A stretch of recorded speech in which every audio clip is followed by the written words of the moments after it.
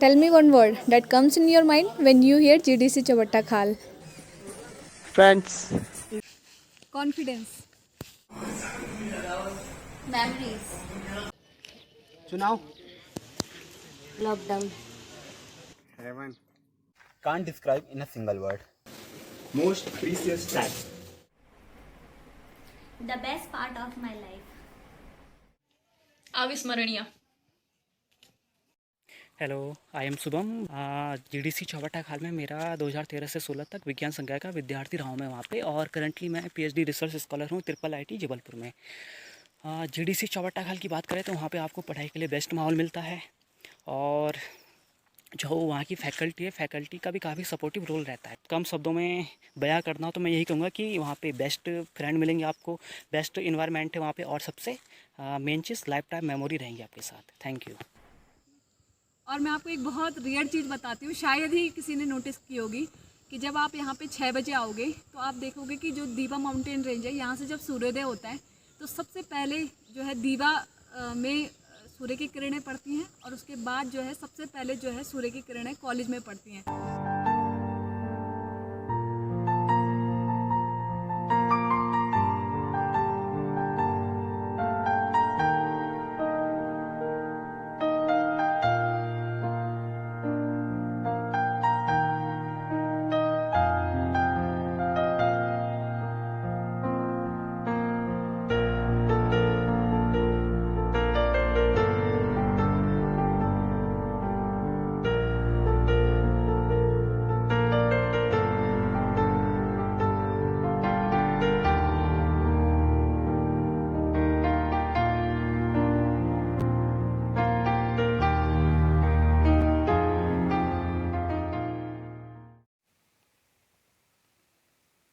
आज फिर जब इन सीढ़ियों पे चढ़ रही हूँ तो कई भावनाएं अंदर उमड़ रही हैं। वो पहला दिन, बचकाने से मुस्कान, स्कूल के जिगरी यारों से पिछड़े और अब नई दुनिया में सब लोग अनजान।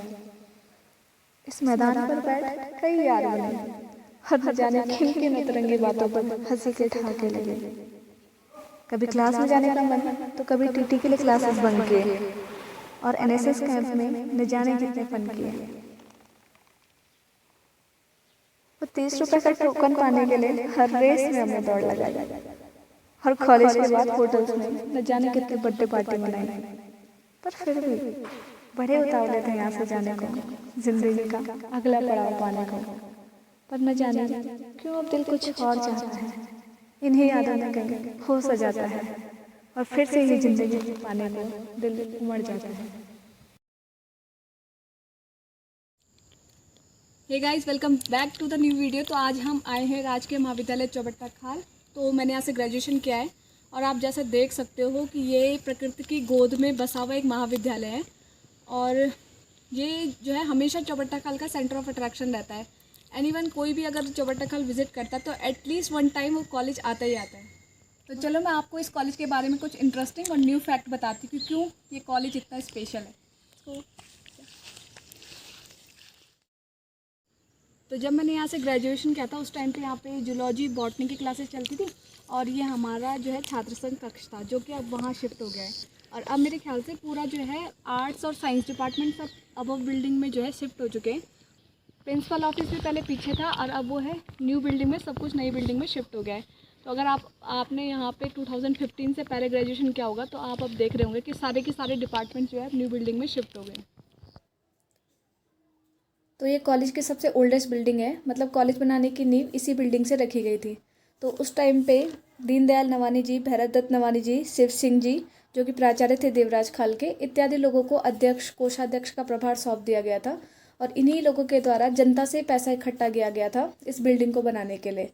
तो उस टाइम पे जो है फिलहाल के लिए श्री रत्नाकर जोशी जी को प्राचार्य का कार्यभार सौंप दिया गया था। उसके बाद जब कॉलेज राजकीय हुआ तो डॉक्टर विजय शंकर शुक्ला जी ने प्रथम प्राचार्य के रूप में कॉलेज का कार्यभार संभाला। इस महाविद्यालय का नाम स्वर्गीय श्री ऋषि वल्लभ सुंदरयाल जी के नाम पर रखा गया है, क्योंकि ऋषि वल्लभ सुंदरयाल जी उत्तराखंड के उन महान नेताओं में से हैं जिनका नाम हर किसी की जुबान पे होता है। वो ऋषि वल्लभ सुंदरयाल जी इसी क्षेत्र के थे, बल्कि वो ग्राम मजगांव के थे। तो उनका नाम अपने बीच जीवित रखने के लिए यहाँ के आमजन लोगों ने मांग उठाई कि कॉलेज का नाम उनके नाम पे रख दिया जाए। और फिर इस मांग को देखते हुए डॉक्टर रमेश पोखरियाल निशंक जी ने घोषणा की कि इस महाविद्यालय को ऋषि वल्लभ सुंदरयाल राजकीय महाविद्यालय चौबट्टा खाल के नाम से जाना जाएगा।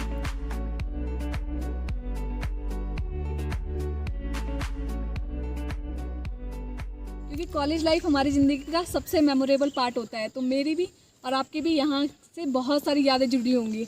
इस ग्राउंड को ही देख ले तो मेरे को याद आ रहा है कि हम दोस्तों के साथ मंडली यहाँ पे बिठाया करते थे, एनएसएस कैंप लगता था, गेम्स होते थे जिसमें कि टोकन पाने के लिए हम हर गेम में पार्टिसिपेट कर लेते थे। और जो है यहाँ पे बैडमिंटन खेलना, वॉलीबॉल खेलना, चुनाव का घपला तो याद ही होगा, वो चुनाव से पहले की तैयारी, वो चुनाव के बाद के नारे, who can forget all these things. और यहीं पे जो है इसी ग्राउंड में यहाँ पे जो है एनुअल फंक्शन भी यहीं पे होता है। और वन थिंग कि जब भी स्नो पड़ती है तो आप देखोगे कि यहाँ के लोकलाइट सब कॉलेज में आए होते हैं, क्योंकि स्नो के टाइम पे यहाँ की ब्यूटी देखने लायक होती है। और it's incredible, really incredible. You're so pretty every day I'm thinking, baby, could you help me 'cause I'm freezing. If you want to see me, it's 'cause you miss me. You say that you will love me every night and day, and I promise तो you. हमारे time तक यहाँ से केवल science और arts से जो है ग्रेजुएशन होता था, पर आई थिंक जो है 2019 या 20 आई एम नॉट श्योर, तो यहाँ जो है अब BA MA भी आप कर सकते हैं, यानी कि पोस्ट ग्रेजुएशन कर सकते हैं आर्ट्स से, और MSc मेरे ख्याल से प्राइवेट हुआ है।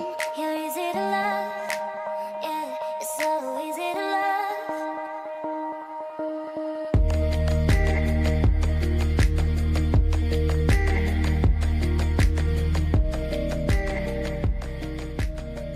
तो ये है कॉलेज की सबसे नई बिल्डिंग और यहाँ अब जियोलॉजी और बॉटनी की क्लासेस चलती हैं।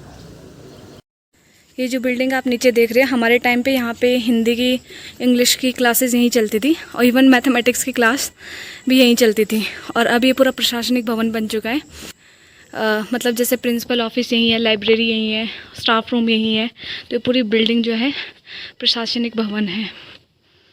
और इस रूम में हमारी मैथमेटिक्स की क्लासेस चलती थी।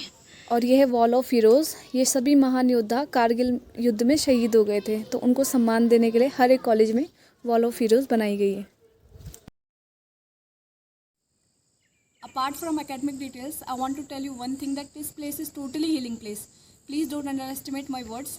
Just come here at 5 AM, sit here and feel the aura and vibration of this place, and then you will realize what I am talking about.